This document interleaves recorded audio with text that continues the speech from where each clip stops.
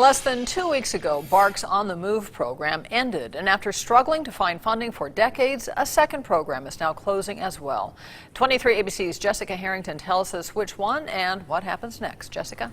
Jackie, while BARC itself will remain open, the packaging program, which has been running for more than 30 years, will close today. But the president of BARC and state legislators say they'll continue to fight for more funding.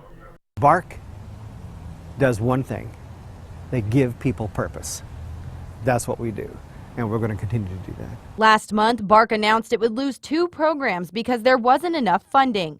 Thanks to donations from the community, the On the Move program and the packaging program remained open longer than expected. I just can't tell you how much we appreciate the community support. Still, it wasn't enough. Overall, 110 clients and 25 staff members were removed from their programs.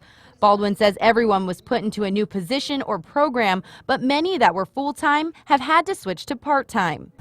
It's tough times for all of us that provide services for the intellectual and developmental disability across the state. He says thankfully local and state elected officials have stepped up to push Governor Jerry Brown for more funding. We've had the best legislative support I've seen in 22 years.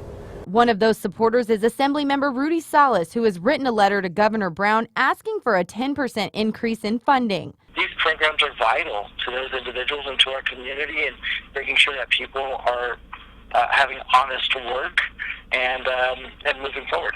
Baldwin is urging local residents to reach out to Governor Brown and ask the state for more funding for BARC. I'd like for everybody in the community to write him a letter and say, what in the world do you think you're doing?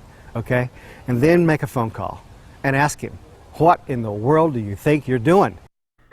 And a bill that may pass in the state assembly on Monday could help with some of the funding, but Baldwin says it's still not nearly enough. If it does pass, the earliest BARC would see any money is July 1st. Live in the newsroom, Jessica Harrington, 23 ABC.